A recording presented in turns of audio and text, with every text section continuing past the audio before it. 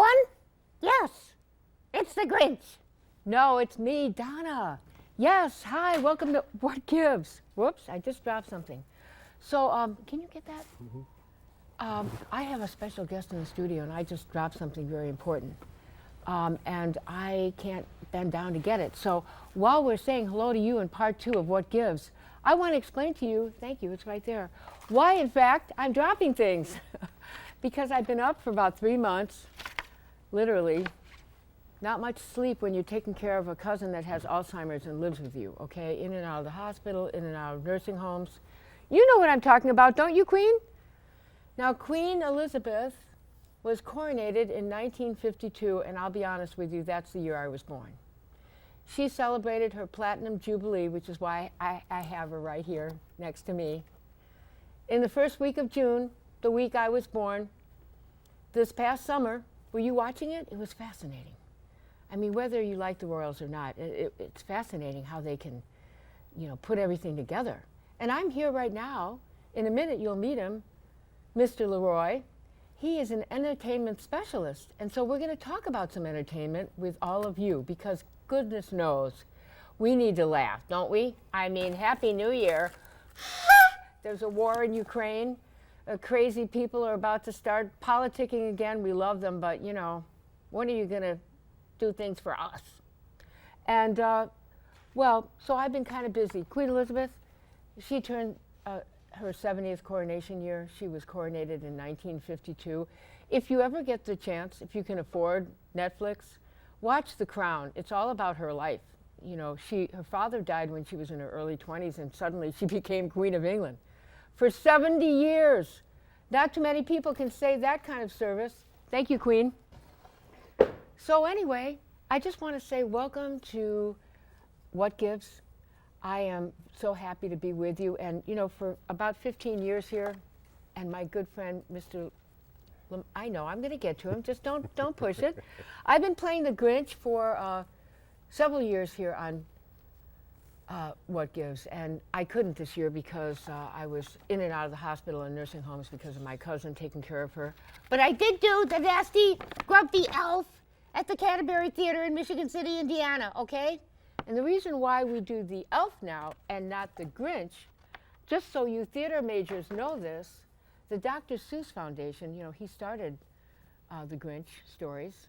Well, he died many years ago, but he has a foundation out of California, and they sent letters to people all over the country this Christmas saying, don't play the Grinch unless you pay us big bucks or we'll sue you. So hence, I became the nasty green elf, okay? And I'll do it again next year, next Christmas, God willing.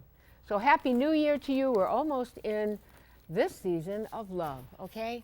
Do you think we can actually show some love to each other instead of fighting and screaming and beating each other up on TikTok? Please, let's do that, all right? And so Happy New Year to all of you out there.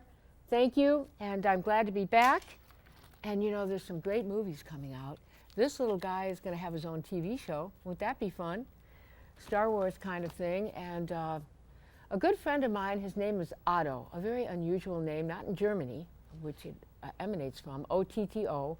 And I played the grumpy green elf over Christmas, but the movie just came out with Tom Hanks this week called A Man Called Otto, O-T-T-O, and he's a grumpy guy, and I won't give it away. I won't tell you why. I saw the movie. It's great. He's great. I hope he gets nominated for Academy Award. And the Pussycat, I can tell you that, is also the star of the show, okay?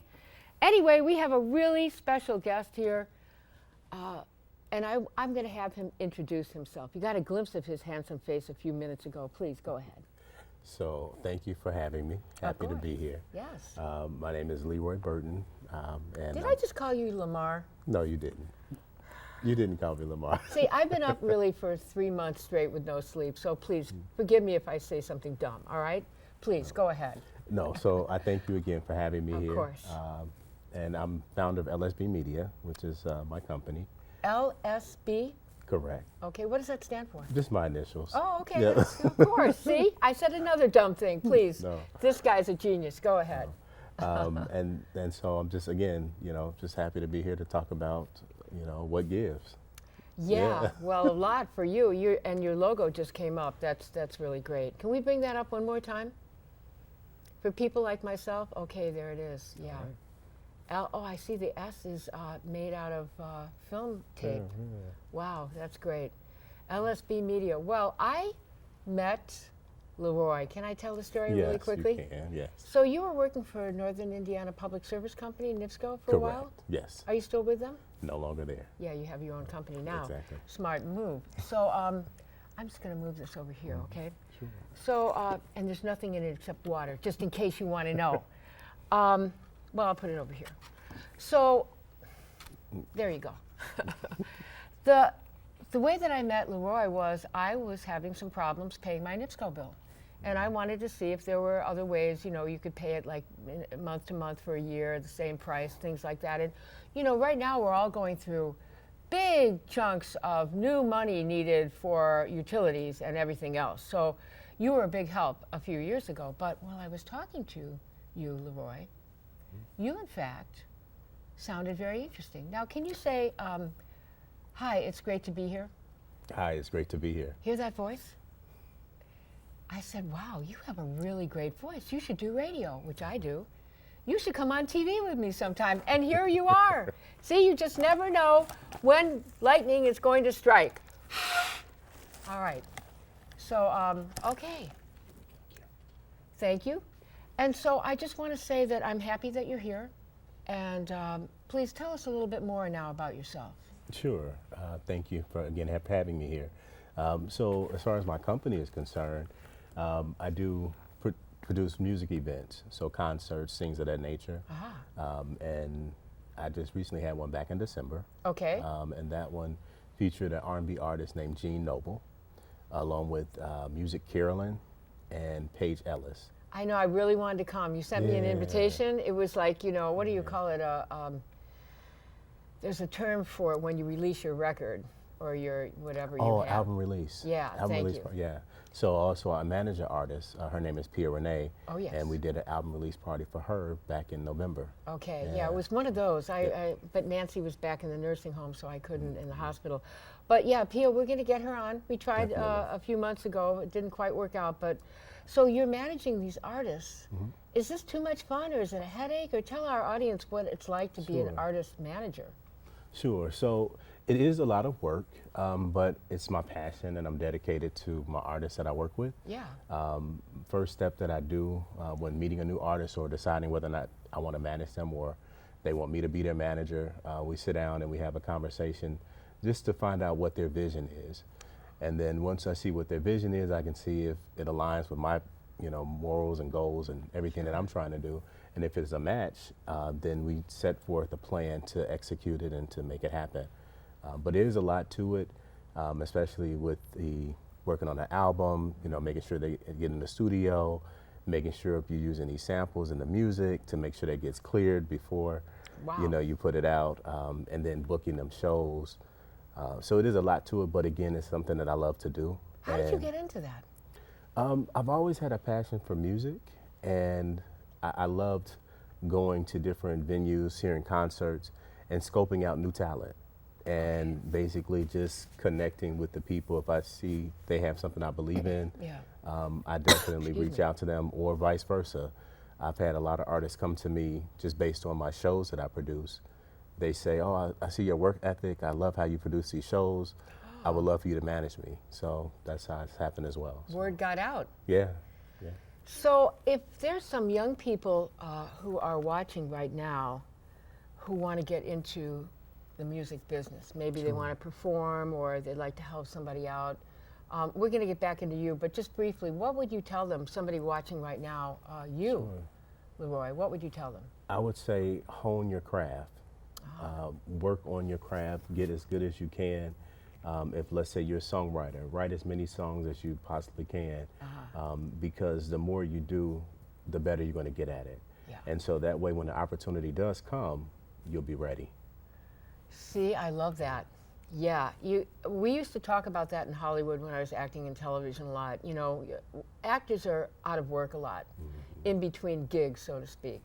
And so we would talk about staying ready, being ready, getting in physical shape, eating right, staying away from drugs and alcohol, and working on getting better at your craft, rehearsing, whatever you need to do, and that's really important. So I'm glad you put that out there. Thank you. Thank you. Yeah. So now, where are you originally from? You're in South Bend, Indiana right now. I am. The home of Mayor Pete, Transportation Secretary, and don't blame him for all the airline stuff. They need to get their technology up to standard. Right. Okay, Mayor Pete is great. Go ahead. Yeah. No, so originally I'm from Chicago or Illinois, Okay. south suburbs The where big I grew city. up. Yeah. Yep. And that's where originally from. Yeah. And grew up there. Were you doing music in school? I actually was not. I did, well, a little bit. I did, I was in a band for a couple years. Okay. In middle school. I played the drums, actually. Oh, cool. Yeah, Do you still play them? I do not. Oh, you should. I always wanted to play the do drums. not. I love drummers. Okay. Yeah, I just, you don't see that so much anymore, like solo drum acts, but when No. I was growing up, they were everywhere. On Johnny Carson and on, television, and they'd come to the colleges. And so, all right, so you were doing that, and then what happened? So just my love of music, I've always had it, and I didn't know where exactly I wanted to go in it initially. At one point, I used to write songs. I wanted to be a singer, a dancer. Well, you've got a voice. I keep telling you, yeah, that I guess it's a baritone. It is. Yeah. Baritone, yeah, go ahead. And so, but eventually I realized, I said, no, I don't think I want to do that. I'm just looking at the span of most artists. I said, no, I didn't want to do that, but I knew I loved music. And it was a concert in 1998. It was a Destiny's Child concert that I went to. Destiny's Child. Where was she It playing? was in Colorado. Oh, really? Do you remember In the Denver. venue? Where?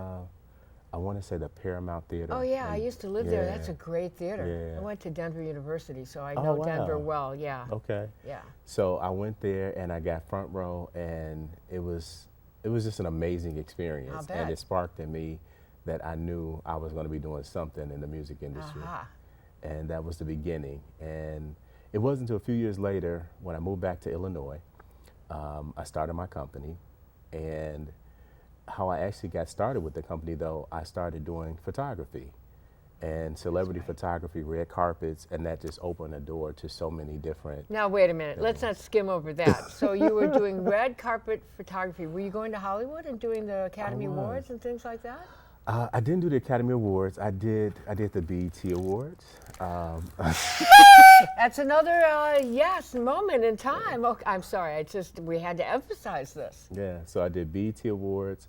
That's Black Entertainment, right? Black Entertainment Television Awards. Yeah. Yep. I did that. Also did ASCAP Awards. What is that stand? That's a music It business? is. Okay. Yep. And what else did I do? So also the Grammys. So, and actually the last time I went there was 2 days before Whitney Houston passed. So I got to actually meet her. Whoa. So that was pretty emotional and amazing all at the same time. Now that is incredible that you've had all those great experiences, and we all love Whitney. Didn't they just make a movie of her? Yes, Have you seen it? I have. Is it on Netflix or is it out? It's in at the theaters right now. Oh, okay, all right. Yep, still at With the a man theater. called Otto. So go see Whitney's movie, and you'll cry at the end, and then go see A Man Called Otto, and you'll laugh through the whole film. So it'll even you out, okay? Exactly. So have you ever wanted to actually make a movie too, or just do the music for it? Would you say? I've never thought about making a movie, okay. but I wouldn't be opposed to the idea. Still time. I know, right? Wouldn't be opposed to the idea. Okay. But as far as so that kind of took me there, and then as I work with more artists and in the music industry, most recently the artist that I manage now, her name is Pia Renee. And she was actually on the season 20 of The Voice. She was one of the top 9 finalists. Really? She was on John Legend's team. Wow. Yeah, so it's been great. She's an amazing artist. Yeah, I can't wait to meet her again. Yeah, Yeah. we missed each other the last time, but let me just circle back for a minute. I hate that term. They use that in the White House or something, but it just popped out of my head. When you met Whitney a few days before she passed, after the Grammys, what year was that? Do you remember? 2012. That's the year I lost my father. That wasn't a good year. Yeah. No offense. What was your impression of So when I first met her, she was there with her daughter, Bobby Christina. I was, at first I was shocked to even see her because the last few years leading up to before she passed, she was kind of a recluse. She didn't really come out to events much or anything like that. So I was shocked to even see her and to just imagine that, because no one knew she was coming. It wasn't announced or anything as if she would be there. So I was in shock initially, but she was very nice and kind. And, you know, my heart just went out for her because I could still see some of the pressure of dealing with just the fame and Bobby. that too. That too. So but, did yeah. she look okay, or did she look kind of out of it? Or, you know, we just lost the king's daughter, okay? Sure. And she was the daughter of Elvis Presley. And she was at the Golden Globe Awards. And I didn't get to see them, but I watched the reruns, and a week later she died, or a couple of days. She didn't look so good. Yeah. She looked out of it, and she died of a heart situation. Yeah. I think it was a blood clot, I'm not sure, but at any rate, we lost her. Yeah. And so how did Whitney look to you? To me, she didn't look her best, and I say her best in that I had never met her before, but she still, just seeing her for the first time, she didn't look her best. Yeah. So I could tell something was a little off. Yeah. Yeah. It's kind of like when you see somebody you haven't seen for a while, and they either look really great. Exactly. I've been up for 3 months, or not on drugs. I was dealing with my cousin who has Alzheimer's, went into the hospital over all the vacation, in and out of nursing homes, and you just don't sleep. You're so worried, you know. But anyway, and you see somebody that you haven't seen for a while, and they've been up to something that they shouldn't, like, or some drugs, you know, something like that, and you just have a feeling they're hiding something, just kind of the way they're acting, and you go home and pray for them because it's not good. Yeah. Well, okay, let's get back to you. We have about 10 minutes left here, and I don't want to rush you, but I want to know more about what you're doing now. Sure. So we're going to bring up a poster. I think you have a skating event? I do. So that is going to be February 25th. Okay. What it is, it's an R&B artist. His name is Donna Kavanaugh. Oh, okay. There's the... There's a flyer, yeah. Yeah, you can see the ice skates, and are they roller skates? Roller skates, yeah. Okay, and tell us about that. So it's going to be a fun thing, fun event to come out to or whatever. Yeah. Basically, he's an amazing R&B singer, and he's actually going to be skating with his fans. Really? So yeah, if you're a fan of Duran, come on out. Wow. Yeah. Now, if you can't skate anymore, okay, or you don't want to, can you just come in and be a part of it? Of course. It'll be like a 360 camera there. It'll be a lot of activities, whether you skate or not, just to have a good time. And where is it located exactly? This is going to be in Glenwood, Illinois. Okay, how far would you say that is from where we are here in South Bend? In South Bend, I would say maybe an hour and a half. Okay, is it north of Chicago, west? It's south. It's in the south suburbs. Oh, okay. All right, great. Yep. Glenwood, okay. Yeah. Well, good. All right, and the name of the theater again? It's going to be Glenwood Roller Rink is where it'll be at. This sounds like way too much fun. It's Okay. going to be a fun time. And what date is that? February 25th. It's a Saturday. It's Okay. from 5 p.m. to 8 p.m. And then the website for more information about the event is www.duranbernard.com/tour. Okay. There's, we have the have it? name Okay. up there on the screen. Sure. Thank you for that here at the TV studio. So, well, that sounds like fun. And then there's a picture of you with a whole bunch of happy people. We'll bring that one up too. Just tell us what that's going to be about. Sure. So that particular picture there. Yeehaw! Yeah. So that's my Look, she artist. has a hat on like me. Okay. That's my artist, Pierre Renee, and we were at that's her. a local radio station in Chicago, Soul 106.3, and we were just doing some promotion for her album. Yeah. Oh, is she the tall one? She is, I like her already. I almost met her once. We couldn't connect that day, but yeah, I think we have something in common. It could be my hat, okay? And what kind of music does she do? She does reggae as well as R&B. Oh, really? Yeah, so. Great. Yeah. Two of my most favorite genres of music, really. That's wonderful. So, all right, we'll have to get her on here on What Gives Most at some point. definitely. Yeah. So what do you want to tell our audience in about 5 minutes we have left? Please, take it Sure. away, okay? I would just say, again, if you're looking to have a great fun time, if you love to skate, I know they have a skating rink here in South Bend, I believe, Mishawaka somewhere. Could be, yeah. Yeah. Come on out, have a good time. February 25th. Also, my artist, Pia Renee, one other fun fact about her, Sunday, we went to the Bulls game. They played the Warriors. Yeah. And she sung the national anthem. Really? And it was televised, yeah. So that's now, something. when you were talking about skating, you said come on out. You meant come out of your house, okay? Exactly. Get out for the winter time, Exactly. and get your skates on, and we'll meet up and we'll go skating. That would be fun. It would really, be fun. That'd be a lot of fun. Most definitely. So she sang at the Bulls game. Were you there when she sang? I was there. That must have been really cool. It was really cool. It was an experience. Yeah. Yeah. That was. Wow. So I sang the national anthem one time at, it was the football team in Indianapolis. I forget, what are their names? I know the Bears, but. The Colts? The Colts, yeah. Long time ago, okay? It was kind of scary, but I managed to get through it. That's a hard song to sing, so. Yeah. Did she do it in kind of reggae style or blues No, or what? she did it like an R&B style, but like kind of like almost kind of like how Whitney did it, similar. Oh, that's great. Yeah. That's great. Very similar. So tell our audience, we have a few minutes left. What else did you want them to know about you? That you can follow me on social media at LSB Media. That's my handle at LSB Media. So L as in Larry, S as in Sam, B as in boy, and then media. Okay, yeah, we'll have to look that up. And what about to some of the young viewers that are watching? Just give them a couple of sentences in the 3 minutes we have left. Okay. Sure. I would say to the young people, whatever your dreams are, whatever your goals are, do the work to make them happen, to make it happen rather.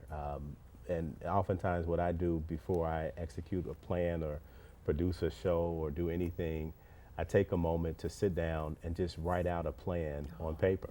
Good idea. Write out what exactly my goals are, what is my focus, what is my purpose in doing what I'm doing. And once you realize that, the other pieces, you may not know all about the how, but if you have the initial plan laid out and you take the steps to begin the process, oftentimes you'll find that the how will come to you without you even trying to get to that point. Yeah. That's so true. And a word of wisdom from me, stay away from drugs and alcohol. I know it's glamorized in the media and we think that the sports people and all the music people and the actors, I can tell you when I was in Hollywood, a lot of people that I acted with back then are dead. Why? Because they did all of that, and it's never good. No matter what people tell you, it's so easy to get hooked, and you can just spend your whole life trying to get off of it, and it ruins everything, your family, your career, your relationships, your job. So please, people. And by the way, in the 2 minutes we have left before we give a formal goodbye to our very esteemed guest, Leroy, one of our own in the area at Film Acres, John Hancock, who he wrote, directed, and produced the famous Christmas movie Prancer, which he filmed right over the border in Three Oaks, Michigan. His beautiful wife, Tristan, she died recently, and she was in Clute with Jane Fonda back in the 70s. I remember seeing it when I was in college. She modeled, she was on the cover of Vogue magazine when she was young, and then she started writing and directing when she met John. So I just want to say to John Hancock, who is a director and is producing movies in our area, we send our deepest sympathies. And his wife, she had Alzheimer's, which my cousin had, so I totally understand it. So on that note, on the happier note, thank you for joining me here on the set. Please say goodbye to our audience. All right. Goodbye, audience. Thank you for tuning in to What Gives. Oh, very good. See, he's good at it. Good promoter, okay? God bless you, everyone. Stay safe. And Happy New Year, Happy Valentine's Day, and whatever on What Gives.